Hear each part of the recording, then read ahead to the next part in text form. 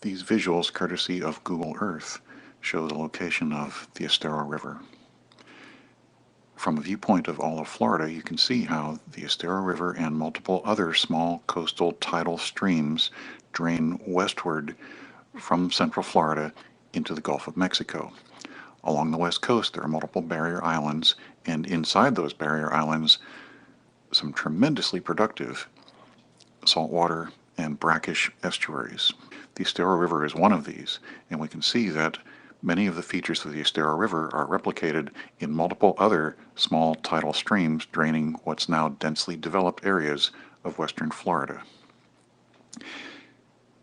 As we look at the mouth of the Estero River, you can see Estero Bay, which is recognized as an outstanding Florida water and is protected by regulations. Moving upstream, we see the brackish areas. These areas are mostly preserved in mangrove wetlands, a tremendously productive ecosystem. Moving further up, we see that we get some fairly dense development, mostly suburban style. That is, there's a little bit of land around each house, usually half an acre, sometimes less. And moving further up, we see some preserved areas. The Koreshan State Park is one important one. We see some developed areas that go right up to the riverbank, including some long-established ones.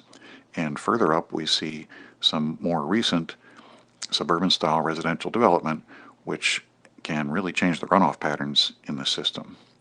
Then we move to areas where the stream is, the Estero River is really not much more than a trickle, ending in the headwaters or beginning at the headwaters on the FGCU campus, where we have some substantial preserved wetlands that we'll talk about later.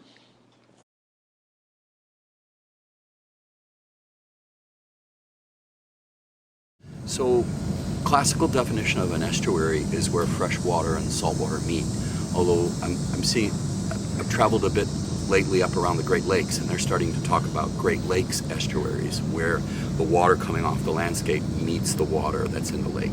So, the evolving definition is probably where tributaries reach a receiving body of water. Some people are going to look at that as an estuary. Classically, freshwater, saltwater. The freshwater systems are impacted by the tide coming in, and the estuary is impacted by the freshwater coming down. So the Estero watershed is the part of the landscape that feeds water into Estero Bay. There were historic tributaries into that have been modified by human development. So when we put in roads, sometimes we cut off the way the water used to flow. So I think two things that are probably critical about our watershed is that it's faced a lot of human development, which has disrupted flow, and it still has a pretty intact mangrove fringe at the estuary, so that Estero Bay, because it was protected as the first aquatic preserve, still continues to provide storm surge protection for most of the watershed. One of my favorite things about Estero Bay is the diversity. When we're out on the water, we see a lot of animals. We see dolphins, we see manatees. You're going to get a lot of different species of birds.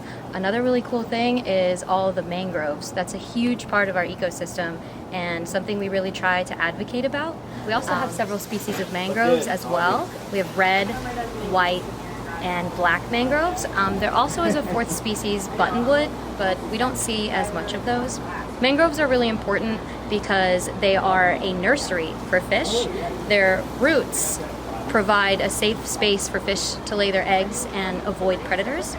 Another cool thing about mangroves is their ability to uptake salt and disperse it out in their leaves.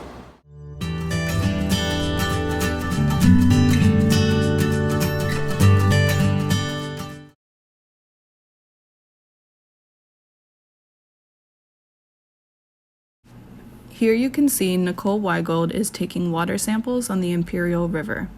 She does this twice a week for FGCU's Vester Field Station, once in Spring Creek and once in the Imperial River / Estero Bay area. This sampling on the Estero River is to test for fecal coliform bacteria. Regulations specify limits for two kinds of fecal bacteria, E. coli and enterococci.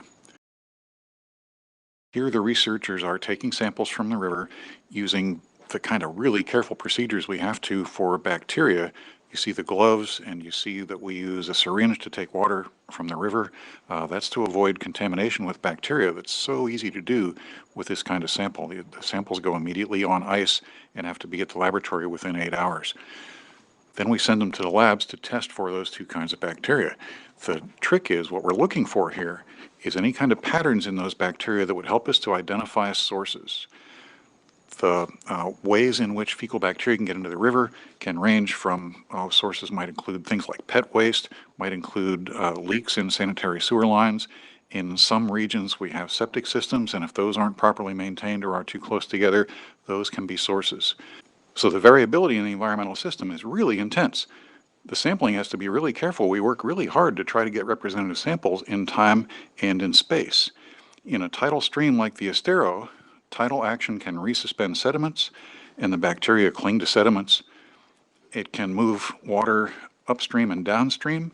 Tidal action gives so much mixing that the concentration at any one time isn't necessarily indicative of conditions in the watershed. So we're really careful to get representative samples, representative by time and space. If we can identify the sources in the river, even the regions of the sources, then municipalities can start to take action to remove those sources.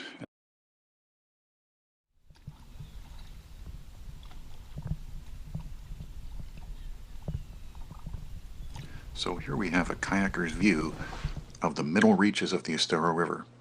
This reach is still tidal. We still see plenty of elevation change and plenty of saltwater influx through this part of the river. You can see the land uses at the edges of the river have profoundly changed the ecosystem. Parts of these are fairly long established. For Florida, the houses from the 1950s are considered pretty old. So some of these earlier residences, residential developments, were developed at a time when land in Florida was inexpensive, which is a rough concept for Floridians today to understand. It was widely available for retirees to move from elsewhere in the country to find inexpensive land, and the most prized land, of course, was adjacent to the rivers and streams. So you see how sharply the shoreline was modified here. We've lost a lot of the natural systems. It is a vertical seawall. You see some fairly closely spaced middle-class residential development. Many of these are manufactured homes, and they're served by, many of them are served by sewer systems that go to a local small-scale package wastewater treatment plant. These don't go to centralized treatment systems elsewhere in the county, but they're treated right here on site. And because those are so old, these are some of them 50, 60 years old, and were established before the modern Clean Water Act, they don't always do a really good job of treating the waste, so that can be a source of bacteria and other pollutants to the river if they aren't well maintained. The land uses we see are that sort of old established residential development. We have along this reach also some nicely preserved land. The Koreshan State Park and an adjacent reserve across the river from the park preserve hundreds of acres in a fairly natural state. The Koreshan area was changed biologically. Early settlers planted and tried a lot of different species here, so you'll see bamboo and other things growing in this area, which are certainly not native to Florida, but it's open space. Across the river, where the Koreshans had not settled, is an open space preserved by the state park system. So the Florida State Park System has played a really valuable role in this watershed of preserving a lot of open space, some of it fairly unmodified. That's really important to the river's water quality and health. As we move further upstream, you'll see the river banks were prized development areas for, well, up through today, for many years beyond then. And of course, the land values are much greater now, but you'll see suburban houses, still middle class, largely houses, and developments that are probably not as dense, but certainly have changed the runoff patterns and the living space patterns. So some of the bacteria sources we see here are things like pet waste, and certainly wildlife that use the open spaces as well. Especially birds are drawn to the open spaces and the food sources they can get from human habitation. If the water runs off the land quickly, it hits the estuary with too much too fast, and the estuary gets too much fresh water. And then later in the year, as we go into the dry season, what would have been a saturated landscape that drains slowly ends up having no more water, and the estuary gets too saline. So if you think about that Goldilocks rule of too little, too much, the estuary exists in that just right middle with a mixture of fresh and salt water. So if part of the year it's too fresh because too much is running down, and part of the year it's too salty because not enough is running down, that really stresses the estuary.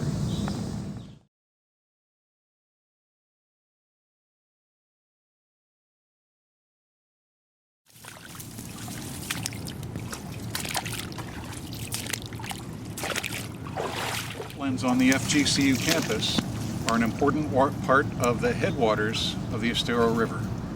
The campus is designed on our 400 acres to preserve roughly half of that in open space, and probably half of that is preserved as wetlands. It contributes enormously to delaying the flow of stormwaters off of the paved portions of the campus. We have all these acres of wetlands that will capture, you can see it standing 3-4 inches deep right here, and during the dry season, this would be dry. This is the wettest I've seen it in a few years. This is what delays the flow of floodwaters and has a substantial impact on protecting the downstream parts of the Estero River from flooding. The natural systems on the campus include the same kind of stormwater ponds that you'd see in most residential or commercial developments, but in addition we have many, many acres of these wetlands that are tremendously valuable in capturing high flows. The FGCU campus is only 25 years old, and you can see some of it behind us. About 50% of the campus was set aside as conservation lands, and we built significant numbers of stormwater retention ponds, so what you can see behind me is a stormwater retention pond with an associated conservation area in the back. This functions really effectively. So the stormwater is supposed to capture the rainfall and pre-treat it before it goes downstream. And when we have those extreme events like Hurricane Irma, the stormwater pond fills and will then flood the associated conservation lands. And the key there is what doesn't get flooded is our roads and buildings on campus, nor our neighbors downstream. The FGCU campus was designed 25 years ago to be forward thinking in terms of holding more water back. I think the arc of our interaction with water in South Florida, 100 years ago, people came here and said it's just too wet. What we have to do is get the water off the land. There was one governor of Florida, forget his name, in the late 1800s, who famously said, public enemy number one for the people of Florida is water. That the water is our enemy, rather than a critical part of how we survive on this landscape. It was our enemy. So we spent a lot of time, energy, resources, cutting canals to suck water down and get it to the estuary quicker because we wanted the land to be drier. It took about 100 years to realize how much of a mistake that was. So the original design for the campus was intended to model a better way of putting people on the landscape, which would be lots of conservation areas embedded in a development so that you would hold more water back.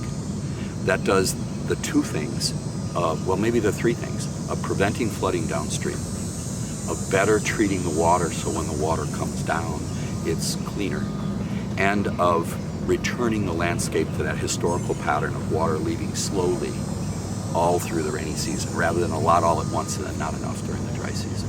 So we are standing next to Whitaker Pond, and it is one of the 14 detention ponds on campus. It has a staff meter gauge that we read for research.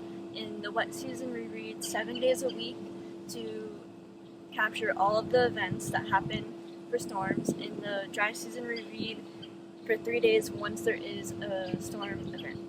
When substantial rain events occur and the pond levels are high, the wetlands act as a spillover area to capture the water. Most people think the ponds are designed for flood mitigation, but in reality they're not. They're most useful for improving water quality through the vegetation that captures stormwater runoff. As you can see, the wetlands behind us are our main contributors to flood mitigation on our campus. In the dry season, you'll see like most of the 2 meters of that. These ponds go up and down by that much. But so who wants to read that? What do you think our level is there? We'll start that way. What do you think? Go ahead.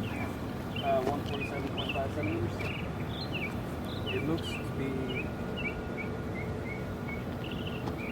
Right, so everybody's So got it where the... we have a project that the FGCU chapter of AWRA, student chapter, reads gauges in these ponds to do some hydrological research. Largely that's about quantifying how the ponds rise and fall according to rainfall on our campus. So the campus as a commercial-like property is subject to Florida regulations that require a certain footage of stormwater ponds per square footage of developed area. So we have these ponds around. We've installed these simple visual gauges, and we use that for conducting research to get some information about how the campus contributes to flooding downstream in the Estero River. The wetlands, as we've explained, do a lot more to hold back floodwaters than the ponds do, but we can measure it in the ponds. So that's one thing that our student group does.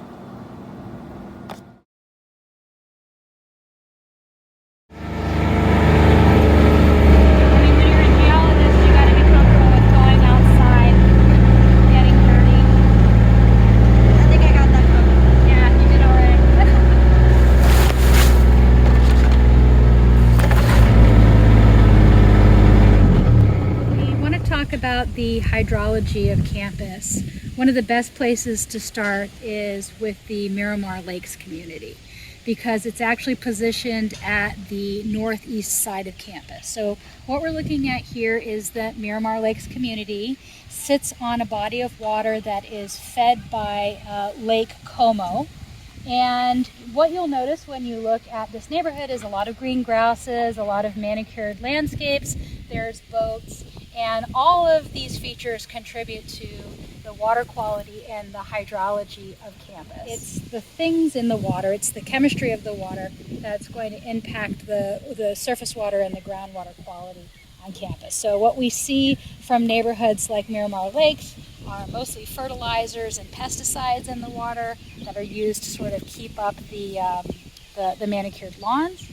And so as some of the other professors may have said in other interviews here, the campus acts as an ecological filter, and so we are actually standing at the beginning of that filter. Water is not just flowing on the surface. We have hidden water below our feet as groundwater, and the quality of that groundwater is also impacted by what's in the surface water that we see here.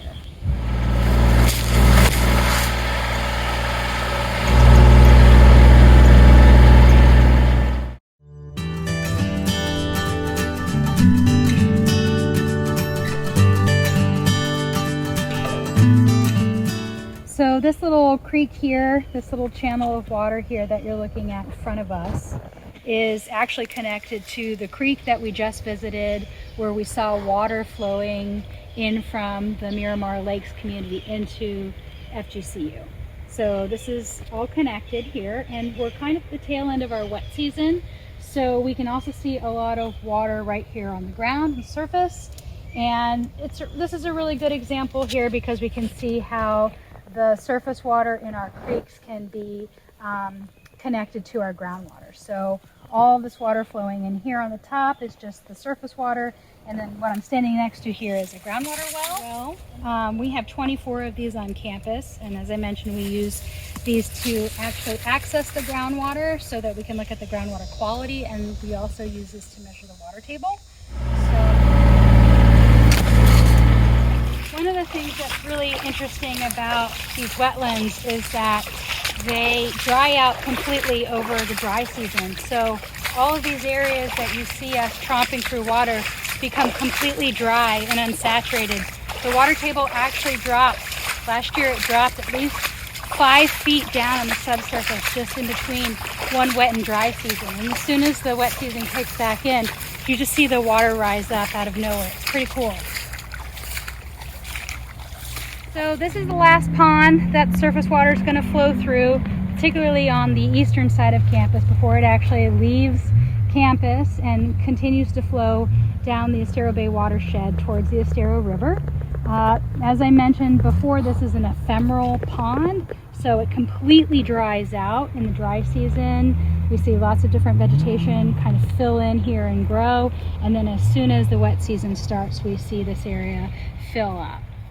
See a lot of this type of algae in the ponds on the western edge of campus. I'm told by Dr. Barry Rosen that this is a calcareous form of algae that precipitates out the calcium carbonate from the ponds and is actually a sign of good health in a pond.